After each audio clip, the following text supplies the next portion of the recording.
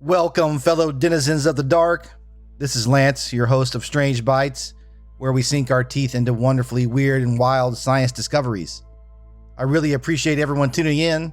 If you enjoy the show, please hit that subscribe button on your favorite podcast app, leave a quick review, and follow us on social media. Your support truly makes a difference. Now let's dive into today's bite. Deep in a Beijing laboratory, long after the city has gone quiet, a small group of physicists work by the glow of computer screens. The equations on those screens do not behave like ordinary math. They twist and diverge in ways that feel almost alive. They're studying light. They're learning how to cage it, to trap it in spaces so small that light itself should rebel. This is episode 29, Light in the Narwhal's Tusk. For most of human history, light has mostly refused to be tamed. Try to squeeze it into anything smaller than roughly half its own wavelength, and it slips away, diffracted into a useless blur. Scientists once believed the only way to force light into truly tiny volumes was to use metals, to let light dance with the free electrons inside silver or gold. But metals fight back. They drink the light's energy and turn it into heat, like a fever that burns the device from within. The tighter you squeeze, the hotter it gets, the more you lose. Then something changed. In 2024, the same team uncovered a strange new mathematical rule, something they called the singular dispersion equation. It was not a gentle suggestion about how light should behave. It was a doorway, a set of instructions that allowed light to exist in a state that conventional physics had never permitted inside ordinary non-metallic materials. By 2025, they had followed that doorway to its conclusion. They discovered that when light obeys this new rule, it does not spread out like a normal wave.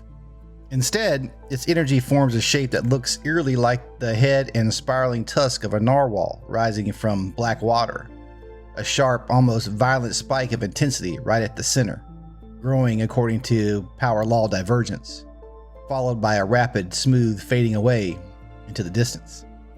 They named these patterns narwhal-shaped wave functions. The narwhal does not need metal to exist. It thrives in clean, lossless dielectric materials, the same kind of non-conducting substances found in glass or certain ceramics. No fever, no burning away of energy. The light simply obeys. It concentrates itself into volumes so small they defy the old limits. In their laboratory, the team built a strange three-dimensional cavity, a tiny, carefully engineered structure of dielectric materials. Inside that cavity, light was forced to take the shape of the narwhal. Measurements showed the energy squeezed into a space measuring only 5 times 10 to the negative 7 times the wavelength cubed. Numbers that sound abstract until you realize they describe light being compressed into a volume smaller than most viruses, without any of the usual destructive costs. They did not just calculate this, they watched it. Using delicate near-field probes, they mapped the actual shape of the energy, the sharp central spike and the graceful decay, and it matched the predictive narwhal form with unsettling precision. They gave this new way of controlling light a name: singulonics, a whole emerging field built around the singular dispersion equation in these narwhal-shaped modes. It is not merely an improvement of an old technique, it is a different philosophy of what light is allowed to do when freed from metal's hungry embrace. Already they have turned one of these narwhal cages into a microscope unlike any before, a device that uses the razor-sharp tip of the mathematical tusk to probe matter at scales previously unreachable. They resolved features down to 1/1000th of the wavelength of light. Tiny letters and patterns became visible that should have remained forever blurred. What does it mean when we learn to shape light into the form of a mythical sea creature's tusk? For centuries, we treated the diffraction limit as a kind of natural law, a polite suggestion from the universe that there are boundaries we should not cross. Metals offered a way around it, but only by paying in heat and waste. Now we found a path that asks for no such payment. Light can be compressed, localized and controlled at scales once thought impossible, and it does so cleanly, quietly, and without rebellion. This is not just a technical achievement. It is a reminder that many of the laws we treat as permanent are actually limitations of our imagination and our tools. The singular dispersion equation did not rewrite physics. It revealed a corner of physics that had been waiting, hidden in the mathematics, for someone patient enough to look. In the future, this could reshape everything that relies on light. Photonic chips small enough and efficient enough to replace vast electronic systems. Quantum devices where single photons can be held and manipulated without leaking away their fragile information. Microscopes that peer deeper into the machinery of life and matter than we had ever dared.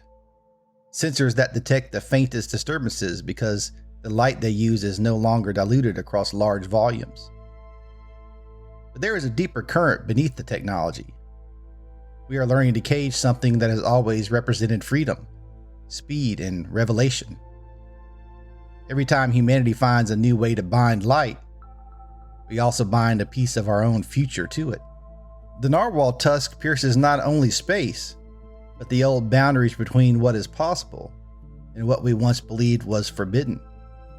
Whether that piercing brings clarity or opens doors we are not yet ready to walk through remains to be seen. In the quiet hours of that Beijing laboratory, the equations glow on the screens like runes. The Narwhal rises, and light, ancient, patient, and now newly obedient, waits to see what we'll ask it to do next. That's it for today's bite. I hope you enjoyed the story. If you did, please hit that subscribe button on your favorite podcast app. Give me a follow on Facebook, Instagram, Threads, or X. And until next time, stay strange and question everything.